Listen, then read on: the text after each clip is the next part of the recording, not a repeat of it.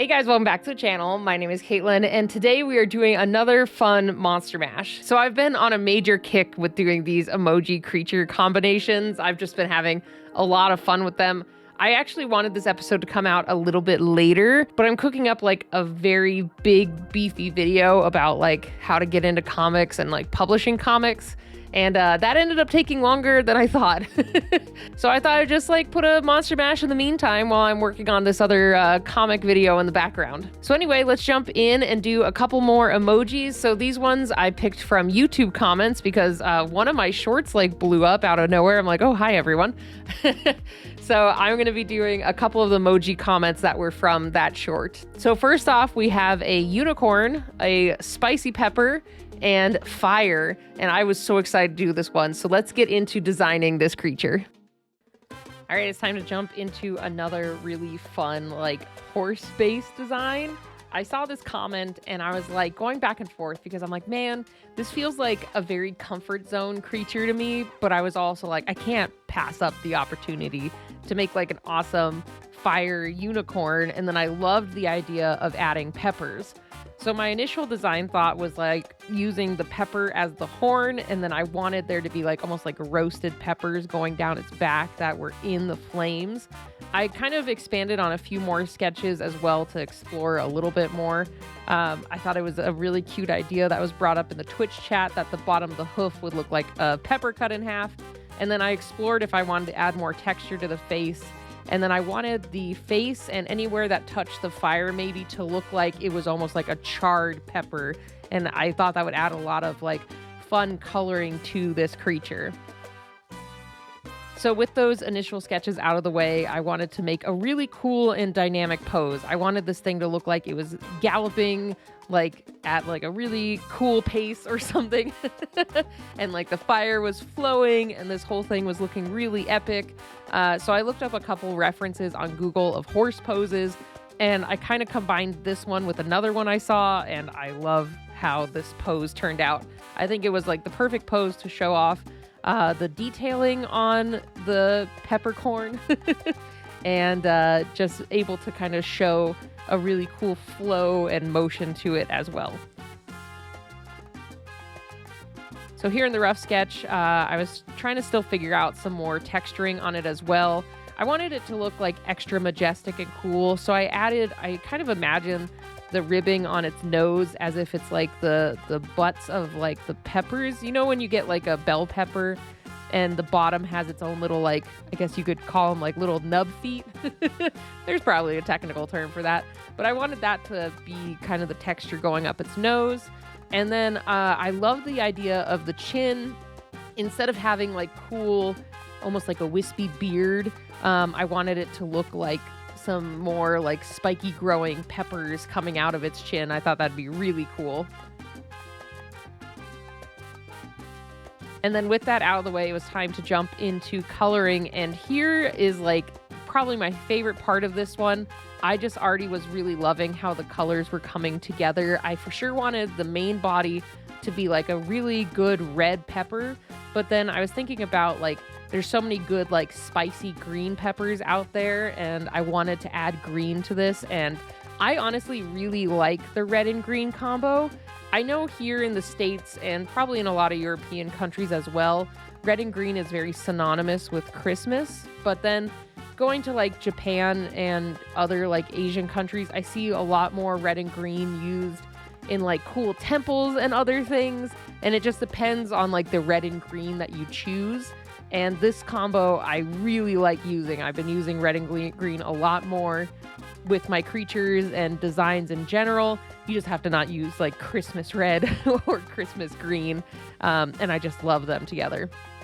And then for sure for this, it also was influenced by, you know, there's, like I said, spicy red peppers, spicy green peppers. And then I had the idea when I was on stream with chat, is this for sure is going to go in a future creature compendium, and I think I will draw like a female version of this as well. We kind of crafted up a lot of really fun lore during the Twitch stream, but I don't want to spoil it too much for the future creature compendium. But long story short, the male ones have the red and green peppers, and then I was thinking the female ones could be the orange and yellow peppers. So expect that in the future.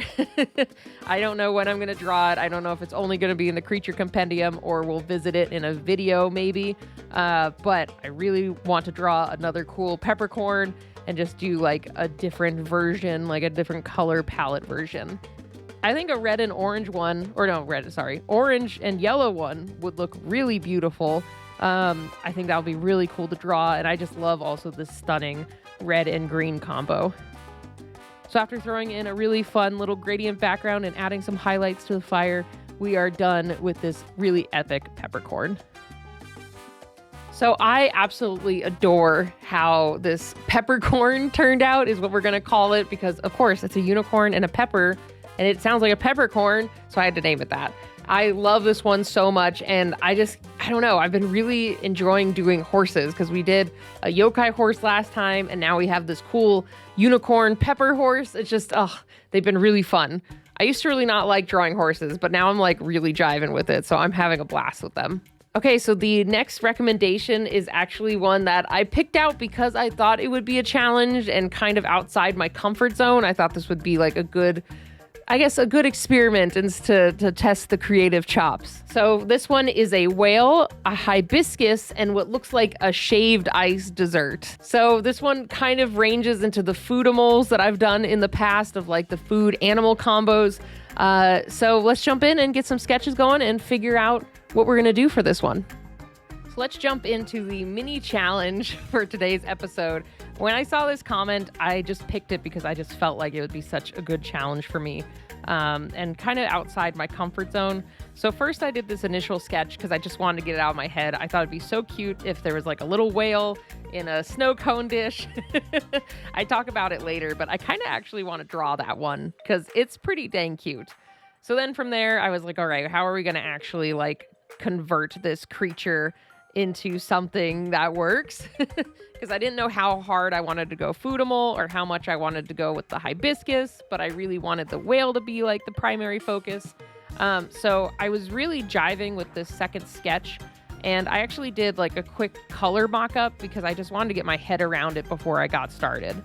And I ended up loving it. I was like, I love this pose. I think it's really cute. I ended up making the cherry like on its nose, but I imagine it kind of being like, I cannot think of any creatures that do this, but there's quite a few creatures that like inflate something on them, like their nose or their throat. So I thought this could be something similar with this whale. I thought it'd be really cool and cute. And then for like the hibiscus aspect, I basically made all of the fins kind of look like hibiscus petals. And then I multiplied how many fins there were so that it looked like there was like, multiple flower petals. And then I like that it was an easy combination of having like the pink hibiscus and then like the pink syrup on top of the snow cone. Because I was like, oh, this will be so cute. We can have the main body of the whale be in this bluish tone. And then it has like the pink syrup kind of patterned back. I just thought that was going to be really cute overall. So I was very excited once I figured all that out. And it ended up not being too challenging because I thought this one was going to be a very weird combo because, like, I don't know, sometimes when you throw food in the mix, it gets weird. Like, some of my foodimals have worked out pretty okay, but I think back to, like, the Chocochilla, which was, like, still very fun, but it was also kind of weird to make, like, a chocolate chinchilla. It's just like, it's an interesting challenge to incorporate food. There's a couple artists that I follow on Twitter that do way more food creatures. If I think of it, I'll plug it here. I need to look it up. I can't remember his name. There's a Japanese artist that does like almost Monster Hunter-esque creatures, but they're made out of food. And I think those are stunning. They're so cool. And it's interesting because I don't mind those as much with how the food is combined with the creature, but then sometimes with my foodimals, I feel it's like too much like a food is put on top of the creature. You know what I mean? But I think my skills have improved with creating creatures overall. But I kind of want to try going pretty ham, kind of like that artist, like I said on Twitter. I want to try one that's really food heavy. So let me know in the comments if I should just do a whole episode of foodimals. Like maybe we could do a couple in a row and do just one big foodimal episode.